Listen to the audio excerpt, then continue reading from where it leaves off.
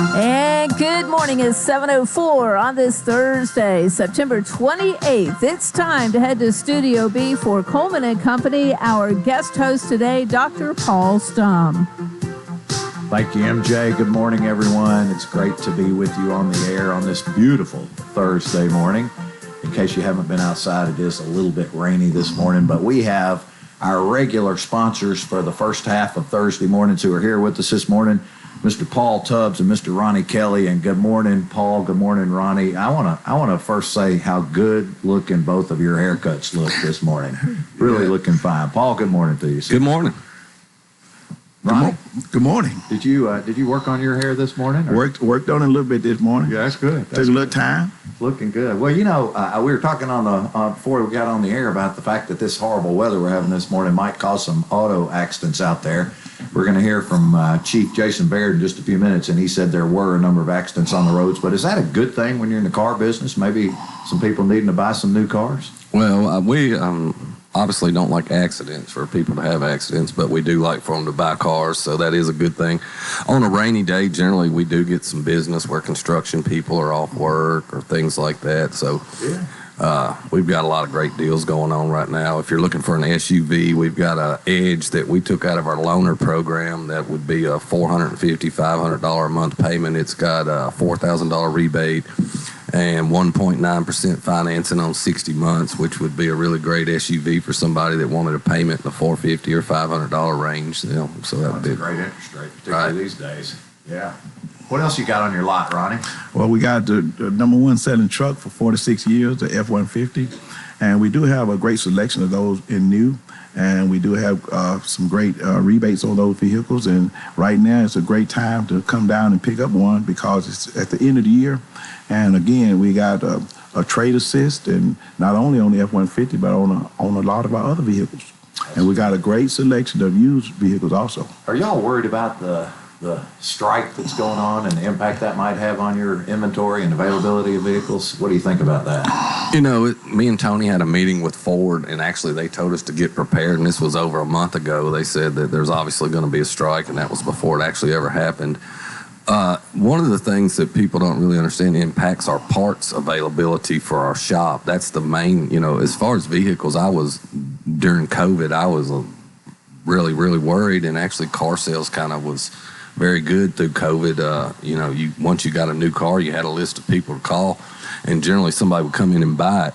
Yeah. But one of the things that it impacts that people don't think about, and COVID did as well as the strike, is your parts availability. When you got a car in the shop and you need a part to be able to fix it, and it's a newer vehicle, you know, what happens is them vendors, they send the parts to the factory, and also they send them to the dealership to get a repair on a vehicle. So if the part's not available to fix the vehicle because the factory shut down, or it's not a good thing for us as far as service. Sure, that makes perfect sense. Have you seen any shortfall in parts so far? I got an email yesterday from Ford saying you need to make sure you double all your orders. So that's probably something coming in the future. Any anticipation of when that strike might end? I know you all aren't experts on that, not at the negotiating table, but you have any forecasts? I listened to a lot of people, and sometimes, like on Monday, they talked like it was going to be an end to it, but it didn't. And I talked to some other guys. I know some guys that work pretty close to the unions, and they say it might go on for a little while longer. Yeah. I guess we'll just stay tuned and see. Well, Ford gave them a great offer. Ford offered them a 5-day work week and a 20% pay increase, and the gentleman that was over the union didn't even come to the meeting. So he didn't even hear the offer. A 5-day work week and a 20% pay increase. That's not a bad offer there. I don't think. Yeah, I would too. Yeah.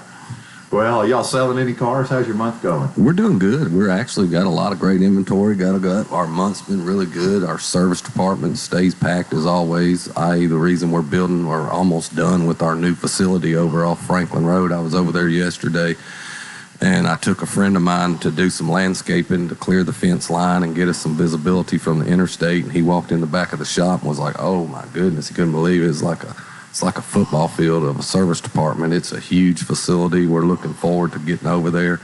When are you going to move, do you think, Paul? Man, the problem is we got an air conditioner unit for the showroom that we're waiting on. and it should be in any day, and we should be in there hopefully within the next 30 days. The issue is you've got to have a controlled environment to do certain construction, like the ceiling tiles or so that it doesn't warp. So we're waiting on that. We've got temporary air in the facility. Most of the other air conditioner units are up. Service department's ready to go. We're just trying to get the showroom finished and get over there. As you can see, I mean, it's coming together. We've got signage over there and everything's moved in good. So we're really excited and looking forward to our future over there. Well, it's exciting. It's always challenging when you move, but that's exciting, particularly being in those new, bigger facilities. And I guess that's going to allow you to continue your motto, we trade for anything that don't eat. Is that right? Wow, that's Tony's pride and joy, man. That's, right now we've got some campers. We just sold, we got one camper going out today. We sold a boat last week that we traded. Somebody actually had a boat they weren't using. They traded it in on a vehicle, used it as a down payment. We got side-by-side. We sold a couple electric vehicles that we had traded for to a local church here. So, that's something that kind of separates us from the norm, is that we'll be happy to step up. If you got something at home that you want to turn into cash, you bring it to Bates Ford, and we'll certainly give you a price on it. Yeah. Have you gotten any other wild things that people have traded in recently? Well, we got a car hauler right now that's first. Well, about the third time we had one of those, and we still waiting on. We got it online. Somebody, car hauler? Yeah, car hauler. You haul about 5 cars. Oh, you mean one of those big? Yeah. It's like a trailer, and a guy there again. He was in the business of hauling cars during COVID, and then he quit, and he took that and traded it in, used it as a down payment on a vehicle. So he had something sitting around he wasn't using, turned it into cash, and all of us are happy. That's a great idea. Love that slogan. We'll trade for anything that don't eat. All right. Well, Bates Ford, 1673 West Main Street in Lebanon for the time being, until you make your move. Yeah, we're fixing to be 1780 Franklin Road within hopefully 30 to 45 days. We're just excited to get over there. Well, we're excited to see your new showroom and your new service facility. Paul Tubbs and Ronnie Kelly, thank you both very much for your sponsorship, and it's always good to see both of you. Thank you. Keep those haircuts looking good, gentlemen, will you? Yeah, you do the same. Barber every morning. Well, good morning again, everyone. It's Paul Stum filling in for Coleman Walker, whom, as Judge Tatum says, is on special assignment this morning. And we have with us Fire Chief Jason Baird. And I had not met face-to-face Chief Baird before, and it's great to meet you. I'm sad to say you don't have that good-looking haircut that those last two gentlemen had. Jason, you have a full head of hair, it looks to me like. But you've been in the fire department for quite some time, have you not? Yes, sir, I have. Good morning. Yes, I've been. I'm working on year number 35. So I've seen several mayors, a lot of change. I've seen this city grow to where it is now, which right now is the type of growth that I've never seen, And but yes, I love this city. I love the people in it. I love the community. I love, most of all, the fire department. And what makes the fire department is the people. And I love my workforce, and I've got a good group of men and women. But I'm very thankful to be where I'm at, as long as I've been there too. And I just hope that. I hope I know when it's my time to leave. I just hope I don't overstay my welcome, and I don't think I will. I think I keep a pretty good grip on it, but I'm excited about the fire department. You're a young man still, in my estimation, Chief Baird, but golly, it's hard to believe you've been there 35 years. Are you a native from Lebanon, Tennessee? Did you grow up here? Go to Lebanon High School? I did. Blue Devil? Graduated Lebanon High School, Blue Devil, yes. And you don't have to tell us what year. I'm a proud member of the class of 87, so is the mayor and Chris Crow and is a lot of people. Right? Yes, you were in the same class with Mayor Bell and Chris Crowell and Alderman Crowell, and wow, that's a distinguished class. I was talking the other day to him about our age, and he seems to be a little bit older than me, and I ribbed him about it and said, I think my parents tested me up, and he was just kind of stuck there. So. That's good. How big was your class at Lebanon High that year? Do you remember? Oh my goodness, I can't remember. No, I can't. Now, did you go to work for the fire department right after you got out of high school? I did not. I worked for the co-op program in high school, and I worked for Wilson County Co-op, and that's how I got the job as fire department. A lot of guys at that point in time were farmers, and they worked at the City of Lebanon Fire Department, and I'd load their trucks at co-op, and I had one come to me and say, hey, you think you're going to be a firefighter? And I'm like, no, I work at co-op. I love my job, Yeah. And so I ended up killing a deer, and back then that was also a check-in station, was a fire hall.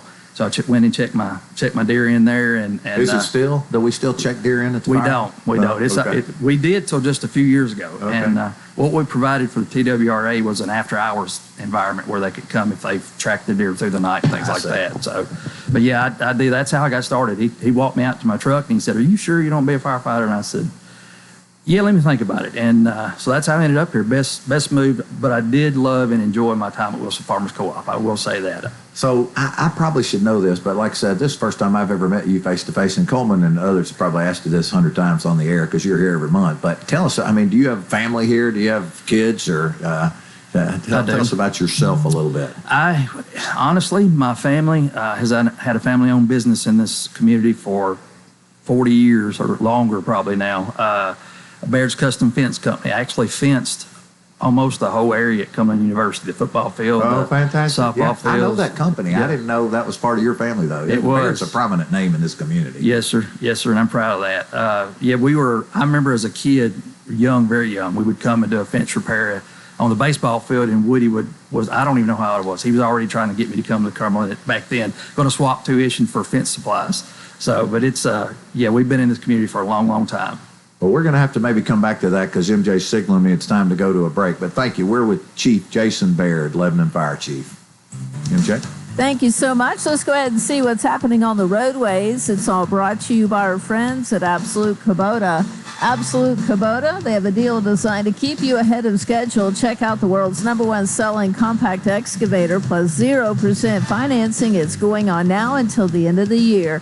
Absolute Kubota, 1506 West Main. Now at traffic, here's Chuck. Good morning. We see this heavy traffic for this time of the morning, 65 south at Trinity Lane. There's always an accident there. It seems like this time of the morning. They're also trying to clear this wreck up in Rutherford County on 24 westbound at Sam. Ridley is just heavy, really heavy right now, coming in from Coffee County through Rutherford County as we check it out live. It's heavy out of Wilson County also. I still see it slow on 40 westbound and 840 there coming from Lebanon, Wilson County towards Nashville. Still a lot of extra traffic volume on Vietnam Vets westbound from that earlier crash near Conference Drive. Hey, Nash Painting services all in Middle Tennessee. Check them out today at nashpainting.com. I'm Commander Chuck. You're on top. This is former head coach at Coleman University baseball. I'd like to wish a happy 30th anniversary to WANT and WCOR Radio. Congratulations. This is Mark Connor with the CRV Group. And 30 more to come. This is Tammy with All About Holidays, and I just wanted to wish Susie and everybody at WANT happy 30th anniversary. This is Mark Hinesley with the Mount Juliet Chamber of Commerce. We'd all like to wish WANT a happy 30th anniversary. When it comes to Medicare plans designed to meet your needs and budget, there's no place like Farm Bureau Health Plans. We've got Medicare Advantage plans, Medicare Supplements, Part D, dental, vision, designed with folks like you in mind. Visit our office at 214 North Castle Heights here in Lebanon. You can see Charlotte Webster for your Medicare or other health plan needs. You can always get a quote for auto, home, life insurance, and also commercial insurance. And again, West Dugan, Farm Bureau, Castle Heights office. Hey, this is Paul with Bates Ford, and we got some great deals for you. Ford is offering free pickup and delivery. That's right, free pickup and delivery. If you need your vehicle serviced, give us a call at Bates Ford. We'll come pick it up, service it, and deliver it back to you free of charge. We got $39.95 oil changes, meter beat anybody's price on tires, cheapest battery in town. On the sales side, we've got 0% interest is back. We've got a great new and used inventory on www.tonybatesford.com. That's Bates Ford, the dealer that will trade for anything that don't eat. I'm Michael Starr, a licensed local insurance agent with Health Markets Insurance Agency in Lebanon, Tennessee. Choosing the right Medicare plan for you can be confusing. Let me help you find a plan that best fits your needs and budget. Call 615-830-4875 to speak with a licensed insurance agent for a free appointment, virtually, by phone, or in person, to review your specific needs and help find a plan that's right for you. Health Markets Insurance Agency Incorporated is licensed in all states and D.C. Service and product availability varies. Agents may be compensated based on enrollment. No obligation to enroll. And welcome back, everyone. It's Paul Stum filling in this morning for Coleman Walker, who's on special assignment. He's had some wonderful guest hosts this week, although we all miss Coleman. And I've been privileged and honored to sub in occasionally for him. And Coleman, if you're listening, thank you for giving me this opportunity. We're with Fire Chief Jason Baird this morning, Lebanon Fire Chief, who's been in the job 2 years in April. It's hard for me to believe it's been that long, but I guess time flies when you're having fun. And you've been with the fire department for 35 years, you indicated. And during the break, you were telling me a little bit more about your family, Chief. Tell everybody just you've got a couple of boys, couple of girls. Tell us about your family. Yes, sir. I've got my oldest daughter played softball on a scholarship from Lebanon High School. She played at a really great school, didn't she? She did. Oh, I loved it. I tried not to influence her decision on where she went, but I sure was wanting her to come local, and so I could keep watching her play softball. I was blessed with my oldest daughter. You know, a lot of my friends have older daughters. When they hit that 16, 17, 18, 19, 20 age, you know, that becomes a time where it can be tough. But that was probably some of our very best years together, was that time period. And did you get to watch her play some? I'd take the fire engine over every time I was on the field. I was over there. Yeah. Well, and then what it did, it infused excitement within our fire department too. So the guys were, if something was going on and I didn't know if she was going to play or not or something like that, they still was going to go. So I love it. My oldest son works for the fire department. He's almost been there 11 years now. Wow. So he's following in his dad's footsteps. He is. Does he want to be chief someday? I'm trying to talk him out of it, if he would. No, I love being chief, and I'm sure he would be a good chief. And I've got, but there's a lot of guys in the fire department that really, really love the City of Lebanon Fire Department. And we're reaching a time when, in 35 years, for some of my older guys, some of my mentors, a lot of my mentors in my department are gone. But in a career that long, you have to be able to accept change. And if you can't accept change, you're probably not going to be successful. And you have to relate to the older guys and the younger guys. And for some guys, that's tough. But for most of my guys, it's been a pretty easy transition. And but we've got the future of the fire department is going to be fantastic. How many total firemen do you have in the fire department working for you right now, Chief? Right now, our total is 96 total. We run 28 people on each day in suppression. So there's 28 firefighters. They can have up to 4 people off, but there's 28 people scheduled for every third day. They work 24 on, 48 off. And, we used to back, I talked about working at co-op and things like that. My family owned a family-owned business. Back in the day, you had to work 2 jobs. You didn't really have a lot of choice. And the city was fantastic in as far as benefits, insurance, things like that. But their pay at that time, it was pretty tough. So you had to work 2 jobs, and most guys did, and that was just our way of life. We didn't know anything different. And but now we're at a time where some guys have a choice, and so that's nice. But to be honest with you, I didn't grow up and grow through the fire department in the time period that they are.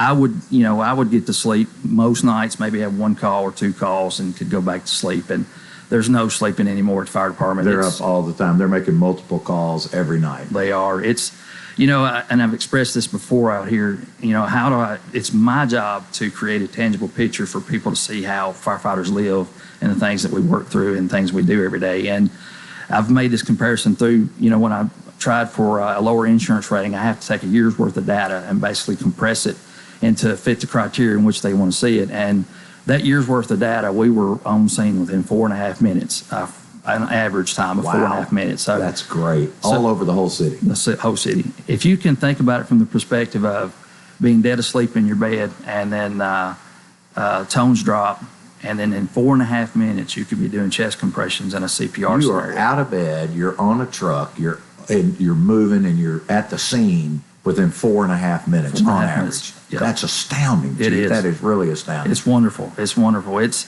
as we get a little bit more denser and traffic gets a little bit more troublesome, some of that may change, and I'm sure it will.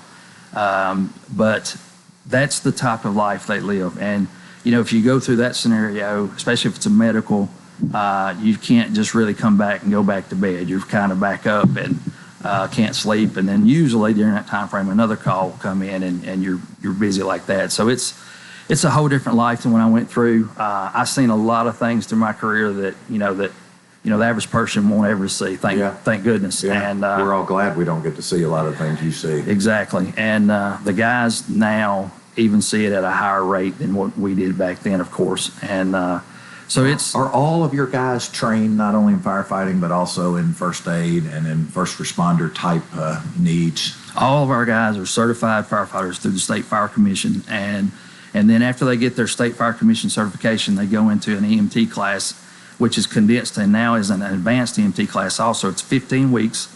We're hosting one right now in our facility. We've got 13 guys in it right now.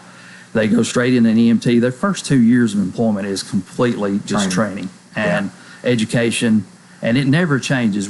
You keep your education growing throughout your whole career. How many of them make it through that first 2 years of training? Do some of them not succeed through the training? We have it set up where, I've learned that sometimes some of my best hands-on people is people that don't test well. Yeah, the written test. Yes, sir.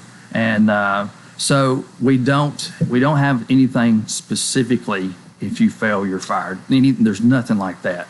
I've got a kid right now, and I'll be honest with you, when you fail, get back up, attempt again, that teaches, it lets you learn a little bit about your character. Mm-hmm. And I've got some guys that have had to challenge tests multiple times, and I could be even in the process of helping them prepare for the test, and they know it frontwards, backwards, sideways, and they get nervous for the test. They get in that testing environment, and so I think the world of those guys because a lot of times if you're hired in together, like last year we hired 11 people, so they're going through the testing process together. So they probably try to help each other though, don't they? Oh, absolutely, they do. And if they fail, they kind of fall behind in the group. They continue moving forward, but they have to go back until they challenge the test. They failed again and pass it, they can't move to the next one. So there's a lot of light on you as an individual if that happens. So of course, so it's very stressful for that perspective. But that's great that they're all trained. I guess I should have known that too, but all trained in EMT, so they really can be first responders, and they often are. And by the way, I don't want to miss an opportunity to say thank you to you and your whole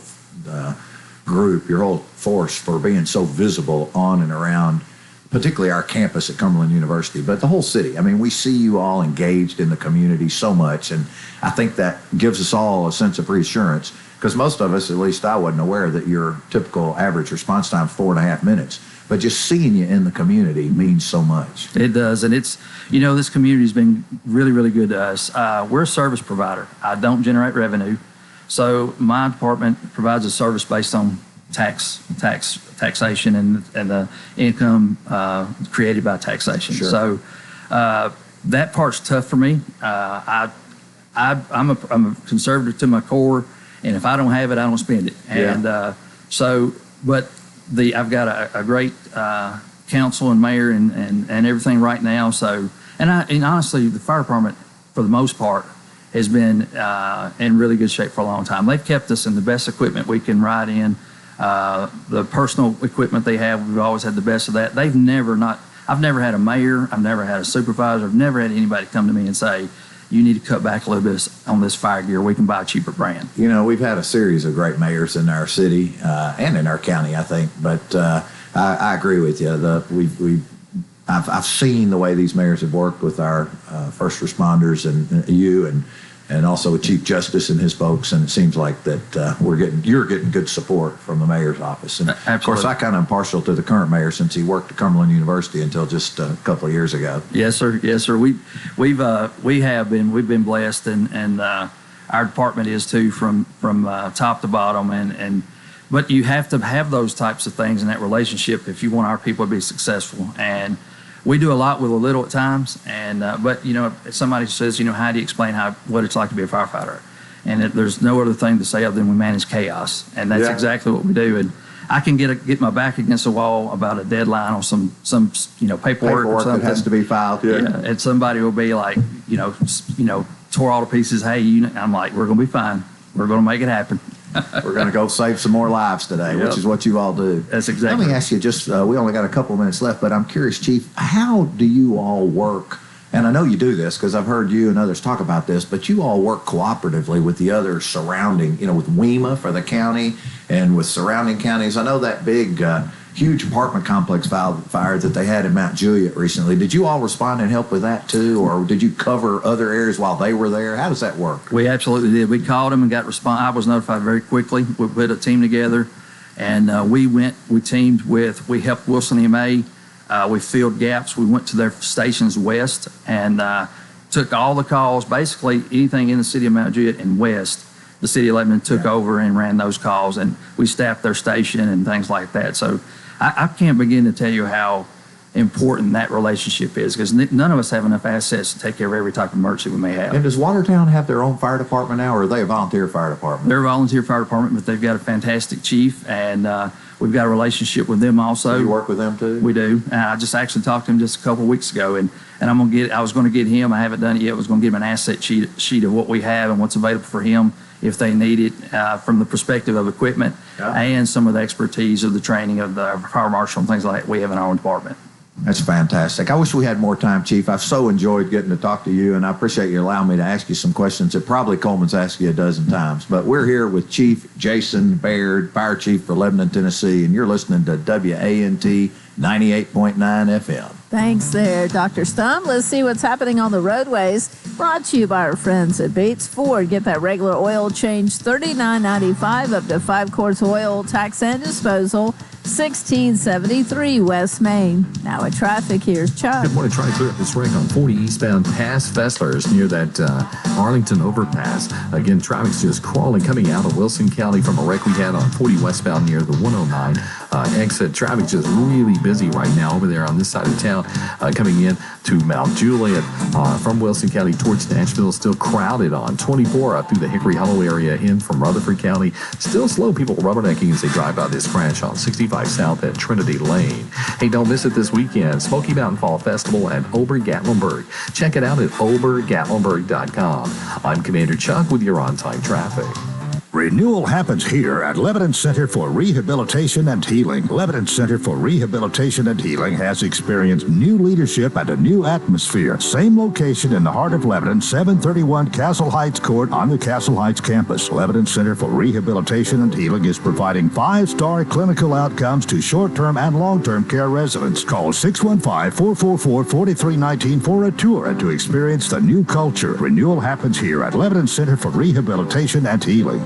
Are you thinking about buying a new home? Let A.G. & Johnson assist you with your new home search. From the first-time home buyer to the empty nester, we are experienced in all facets of the home buying process. We will be with you every step of the way. No matter if you are buying, selling, downsizing, or upsizing, we can assist you with your real estate needs. Call us at 615-444-0909 or find us online at agandjohnson.com or Facebook A.G. & Johnson Realty. A.G. & Johnson is your community's trusted realty and auction company. What is your passion? How can you use that passion to enrich your community? Hi, this is Melanie Minter, President and CEO of the Lebanon-Wilson County Chamber of Commerce. Your chamber is the resource for making connections to fulfill your passion. Whether education, nonprofit, agriculture, entertainment, or government relations, Wilson County offers a place for you to be involved. Your chamber connects businesses, individuals, and your passion to the community. We have an enthusiasm for excellence. Join us and catch the spirit. Call or visit our office at 149 Public Square in Lebanon.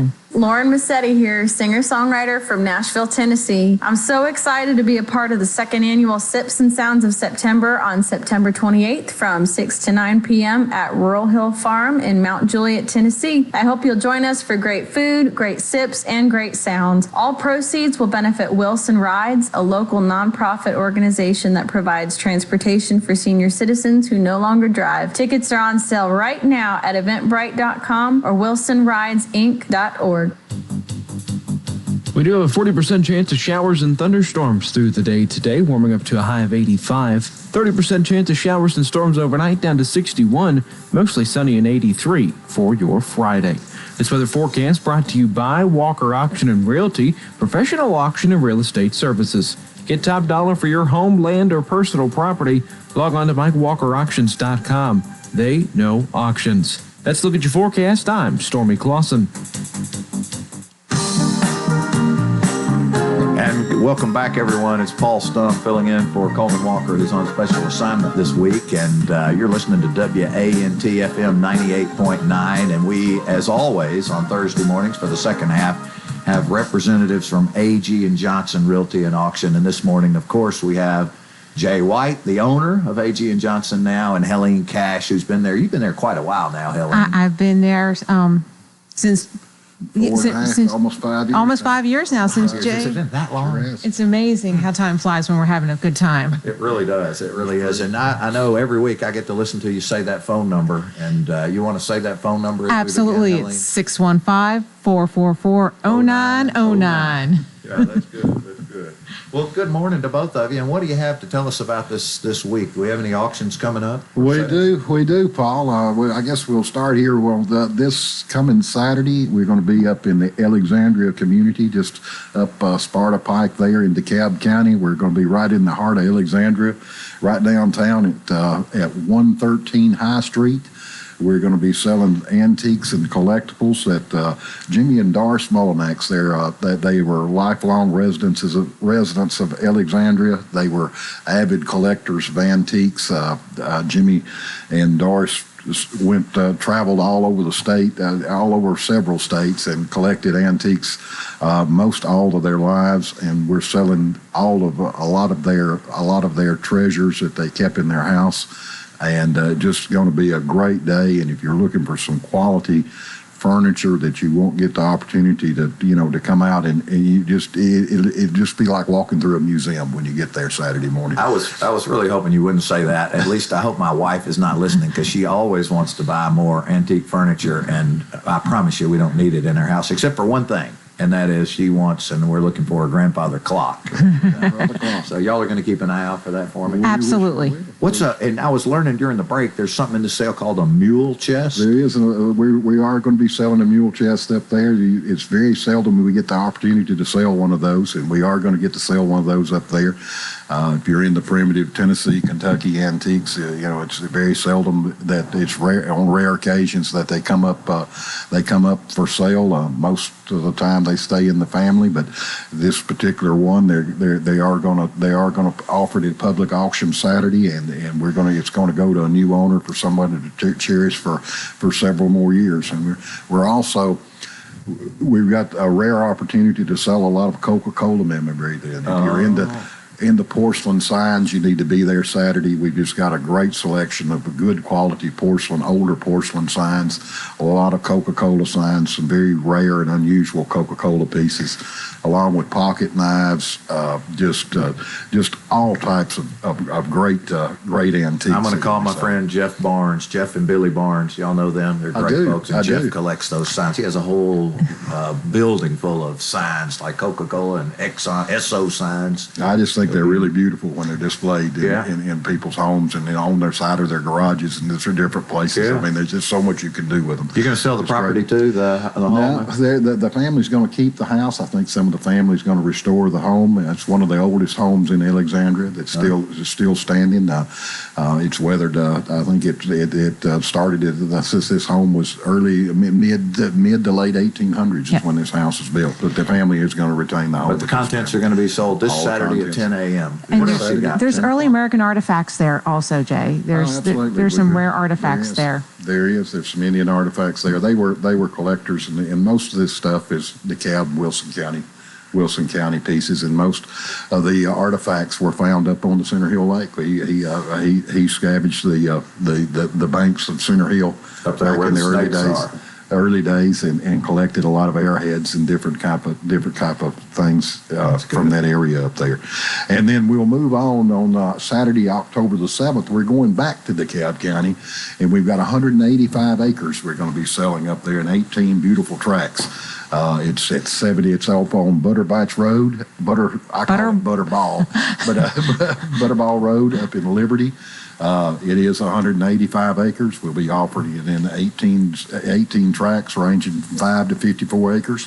Just a beautiful farm. It was a cattle farm. It can, just a great rolling piece of land, and we'll talk about it. Now, does that work? The way that work is that you bid, and if you're the high bid, you can pick any one track, and then or any two tracks at that price, or how does that work? Buy all the tracks. You can buy all of them at the highest bid price. True. We will be offering this by the acre, pick and choose. And what we mean there, if you buy, you'll be bidding on 1 acre of land, and if you're a successful bidder on that 1 acre of land, then you can pick any track or any number of tracks at that price per acre. So if you were to put together, if you just want basically a building tract, just a 5 acre tract to build a nice estate home on, you'll have that opportunity. But if you were someone that wanted to, add to your holdings and maybe have like a little mini farm or something, you could put several tracks together and have that opportunity at one time. And some of those tracks are cleared, and some of them are So they're dotted with trees. A lot of them are dotted with trees. Most of them have some trees on it, but there is lots and lots of open land on this. Is there a lot of elevation change on that? Is it pretty flat or pretty hilly? It's level to rolling. I guess you say. Level to rolling. Level to rolling. All right. Very good. It's got a little of all on it. We'll talk about that a little more next week. And then tonight we'll just brush on this a little bit. I think Aline knows a little more about this. There we'll be tonight. We'll be out at the fairgrounds. Yes, we'll be at the East-West building, and the auction starts at 6 p.m., and it's more than just cakes. There's a lot of different things happening, being sold for the Joins family. It's Cole Joins is recuperating. There's some expenses to this recuperation, so there'll be a wonderful auction tonight out at the East-West building on the Wilson County Fairgrounds. What time is that, Helene? Starts at 6 p.m. to benefit Cole Joins, so anyone is welcome to come out there to bid high and bid often, because it's a great benefit. That's your mantra with everything. With everything in life, yeah. Absolutely. But bid high and bid often. But this one's going for a really good cause. It's an amazing cause for Debbie and Jeff Joins' son. So we're going to be out there supporting them and helping them. They need emotional support and all kinds of wonderful support. So just come out there and help them. Thank you all for doing that. Thank you for being with us today. You got one more thing? You look like you want to say something else, Jay. I guess I'm ready to get out here and go back to get back to the office. All right. So we'll go sell some properties. Thank you all for being with us. Helene, you want to mention that phone number one more time? Absolutely. It's 615-444-0909. Thanks so much to Jay White and Helene Cash with A.G. & Johnson Realty and Auction. Good to have both of you. And we have a special guest with us this morning, whom I've invited in from East Tennessee. He's a recent transplant to Knoxville, and I have Dr. Josh Dunn with me today. And I just met Josh actually in person about 2 weeks ago, but Josh comes to us from the great state of Colorado. And before we tell everybody what you do, Josh, tell us a little bit, and we'll have to go to a break here in a few minutes, but tell us a little bit about your background and where you're from and your family. You came from the University of Colorado, correct? That's correct. I was in Colorado since 2004. I was at the University of Colorado at Colorado Springs, taught political science there, ran a center called the Center for the Study of Government and the Individual. Have a wife and 4 kids, and so two boys and 2 girls. And yeah, they're actually still out in Colorado, but I get to go back and see them tomorrow. They'll be moving out at the end of this year. So are you flying out of Nashville tomorrow? Knoxville. Gonna fly out of Knoxville. Gonna go back to Knoxville today. Yes. And go out tomorrow. Yep. Well, how old are your boys and girls? So 20, 18, 16, and the youngest is about to turn 14. So they're all 2 years apart. You got a lot of upcoming tuition payments. It sounds like yes. to me. Oh yes. Yeah. But that's great. And let's go ahead. I guess I shouldn't save the secret any longer. But Josh is the inaugural executive director of the Institute of American Civics at the Baker School at UT Knoxville, and that's a very prestigious position. And tell us a little bit about what the Institute for American Civics is first, Josh, if you would. Sure. So the Institute, as you well know, since you're on the Board of Fellows for the Institute, was created by the state legislature with support from Governor Lee as well. I think there are really 2 fundamental purposes that you see behind the Institute, and that's to try to improve civic knowledge, particularly with students, but then also with the broader public, and also do something about our deteriorating public discourse. All you have to do is turn on the news and you see civil discourse isn't in the best shape. And so the Institute is there to offer classes that will help improve student understanding of the American governmental system, and then also to reach around the state as well. So this is this institute, the Institute of American Civics. Who dreamed this up? Who came up with this idea? I mean, I'm sure the legislature, they probably take credit for it, but they don't. Right. Yes. So I've heard there are several people who are involved in it, but I think there were some people in Tennessee who saw a program at Arizona State University and thought that a similar program is called SCETL, School for Civic and Economic Thought and Leadership out there, and they thought that it would be valuable for Tennessee to have a similar kind of program. And my understanding is that the governor's office was very intrigued by this and was really central in helping plant the idea and then shepherding it through the legislative process. That's interesting. Dr. Mary Ann Wanamaker, who is now dean of the Baker School, previously she was the director of the Baker Center, has also, I think, been instrumental in this. And you work closely with her over in Knoxville. You're officing at the Baker School, correct? That's correct. Yeah, so the Institute is officially housed within the Baker School, and obviously it's named after Howard Baker, great senator from the state of Tennessee. And in many ways, I think we're trying to embody his legacy through the work that we do in the Institute. So yes, Marianne and I work very closely, and the way I view it is that the Institute is going to be helpful in establishing the new Baker School's success. It just became a school on July 1st. And also if the Baker School is successful, then the Institute will be successful too. You know, I first met Marianne Wanamaker about a year ago, I guess, and she is such an impressive lady. She and I have a mutual friend named Dr. Mike Ribsky, and Mike Ribsky is the university chaplain at Cumberland University. Oh, okay. So you actually sound to me like you have sort of a preacher's voice, Dr. Dunn. You have a great... Well, I'll try not to really break out with it this morning and lecture the audience or preach to the audience. No, you just have a great, strong voice. And we've got to take a quick break here, but I'm with Dr. Josh Dunn, and we'll be back in just a minute. WANT-FM. All right, let's see what's happening on the roadways. It's all brought to you by Absolute Kubota. They have a deal designed to keep you ahead of schedule. Check out the world's #1 selling compact excavator with 0% financing. Absolute Kubota, 1506 West Main. Now with traffic, here's Chuck. Good morning. We're looking at a wreck out in Rutherford County. It's got traffic really slow. It's eastbound on 24 at Joe B. Jackson. It's got traffic just crawling along out here now on 24 east and westbound. Again, especially westbound, which is already heavy, leaving Rutherford County towards Nashville. Wrapping up this wreck from earlier, 65 south past Trinity Lane. Still a lot of volume coming in from Wilson County. We've had some problems out there earlier on that crash that slowed down that traffic flow, leaving Lebanon on 40 westbound. Again, as you head towards Nashville, give yourself a little bit of extra time.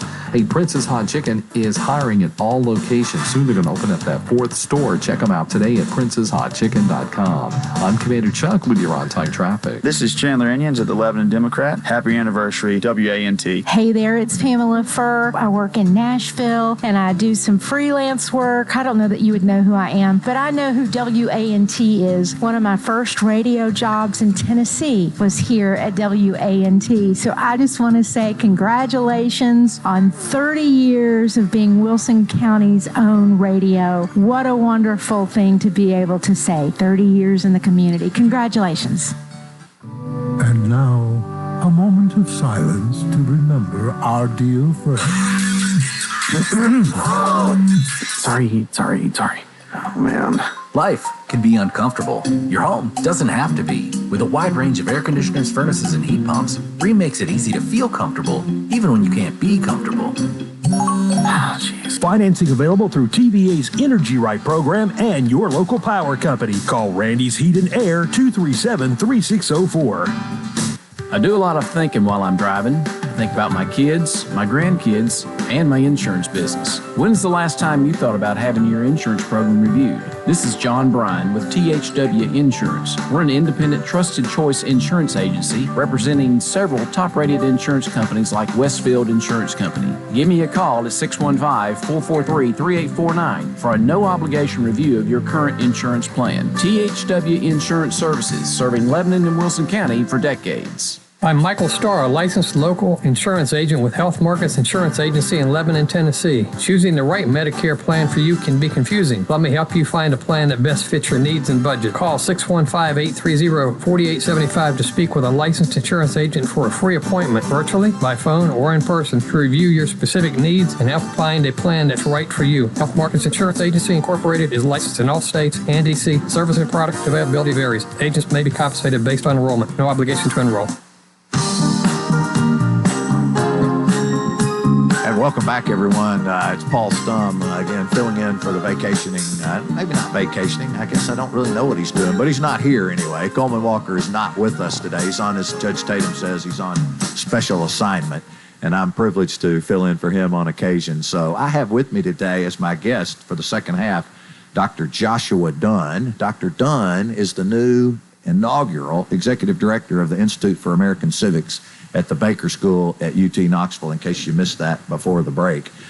We were talking over the break about, he said his wife is from New England. We were talking about travel And do you like to travel, Josh?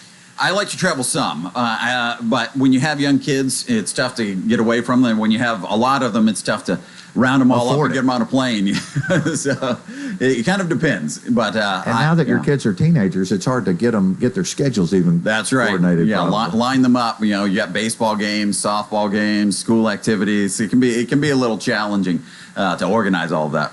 And your family will be moving here from Colorado maybe at the end of this academic year. That's right, May and June, yes. You're batching it right now. That's right, yes. Are you looking for a home in Knoxville? We are, yes. And in fact, my wife is going to be coming out in a couple of weeks to look around the area, try to get a sense of where we might want to live. So yes, we'll be house hunting.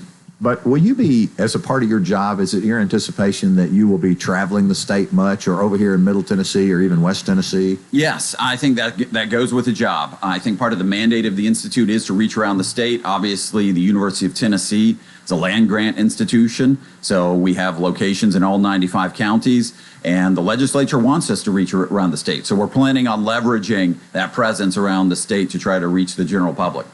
And I've heard President Randy Boyd talk a lot about the presence that UT has in all 95 of the counties across this state. And is it your anticipation that you'll actually personally visit all 95 counties? I think Randy Boyd has done that. Wow, that's at some point I hope to. I don't know that I'll be able to pull it off as quickly as he has, but I hope to hit all 95 of them at some point, or at least have someone from the Institute go and participate in events in all 95 counties within the next few years, 2 to 3 years is my hope. We'll see if we can do it though. So talk about the Institute itself, the staffing for the Institute. How many folks do you have, and how many do you anticipate having to work on this mission of civil discourse and promoting American civics awareness? So we do have several staff members right now, but we're in the process of hiring faculty, and I do think the faculty are going to be the core of the program.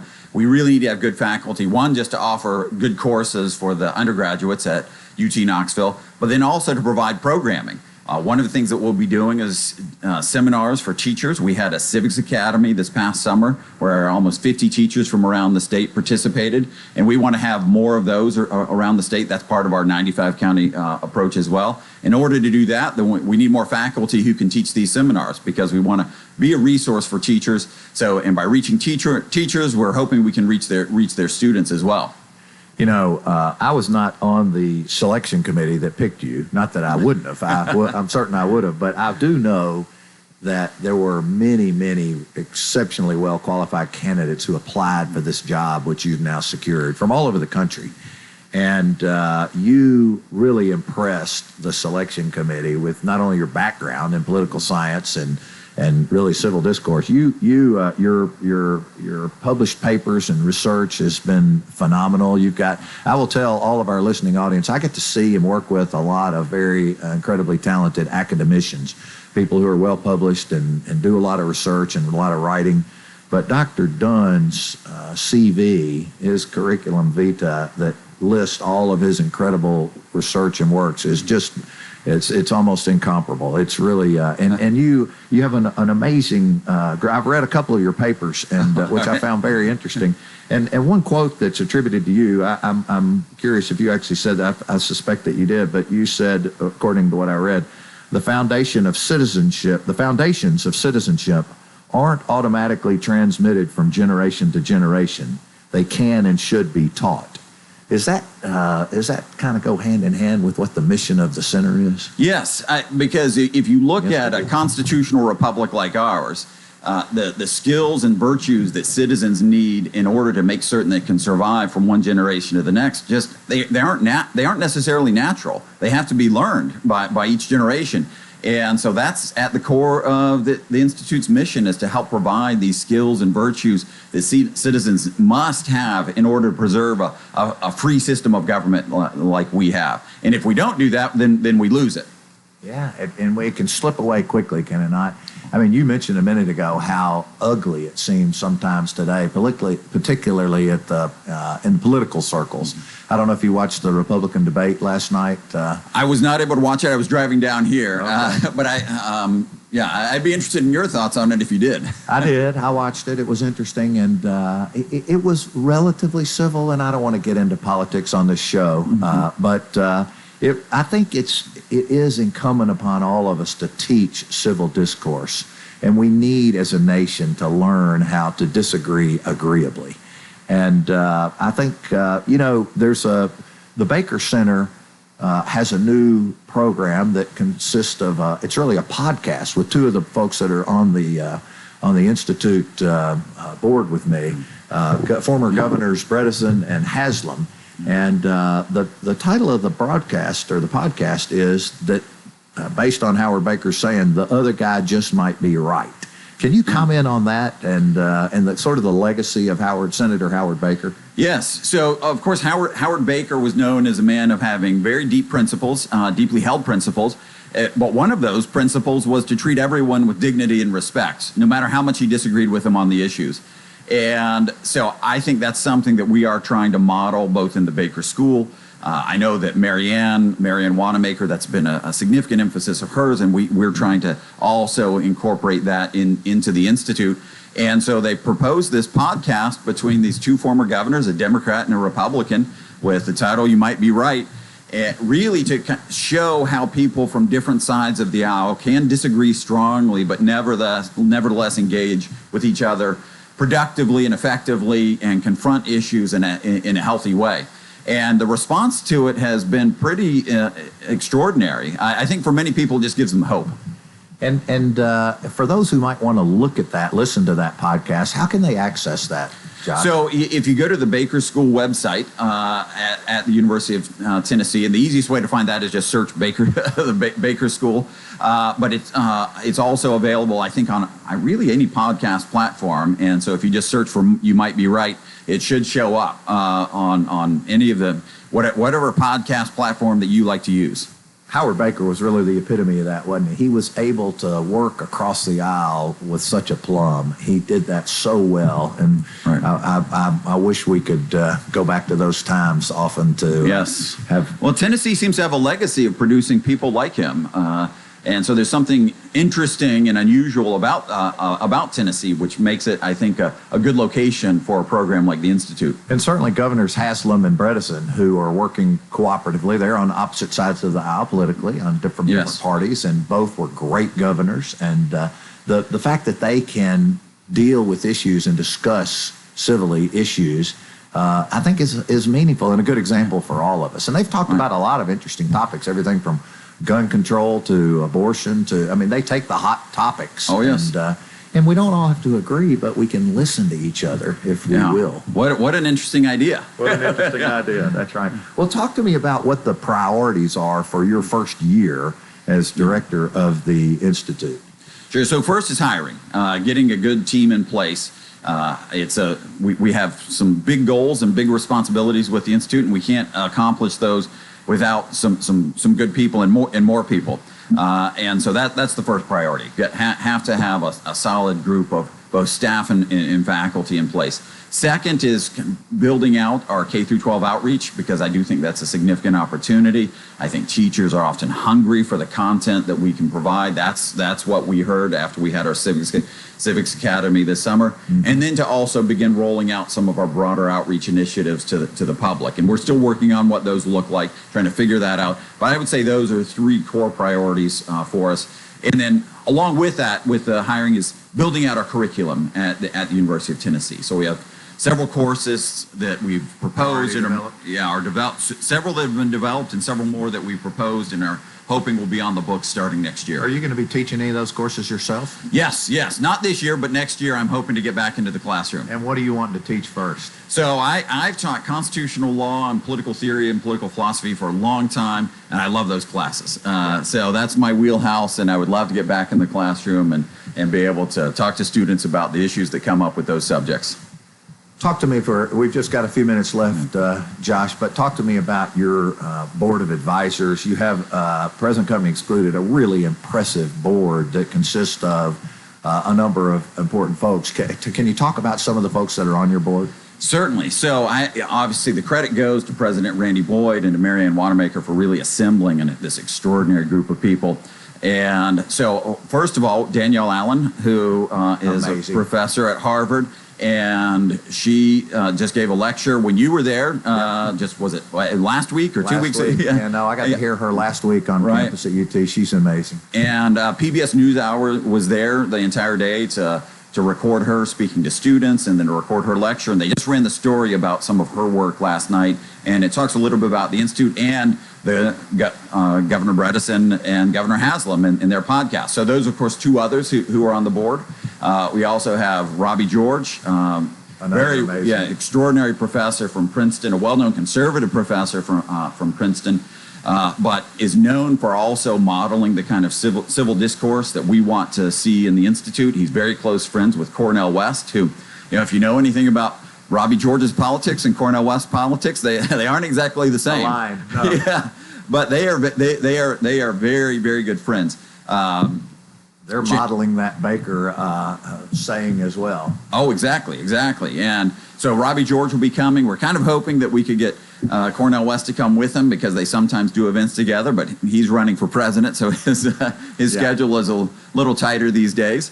Chancellor Diermeyer, Daniel Diermeyer from Vanderbilt. Yeah. So he's on board, and he's also, I think, done really important work through Vanderbilt, trying to model some of the things that universities should emphasize: free speech, civil discourse, and then also not having the university try to shape things too much to really allow a free flow of ideas on campus. And author John Meacham as well. That's right. Yes. So just that was great having him there as well. He's remarkable. He's a remarkable guy. Always very interesting to listen to. Well, Dr. Dunn, I want to thank you for coming today. And we've unfortunately reached the end of our time, but you've been fascinating, and I'd love to have you back sometime for more and hear more about the Institute. I'd love to come back. We're at the end of our hour, and you're listening to WANT FM 98.9.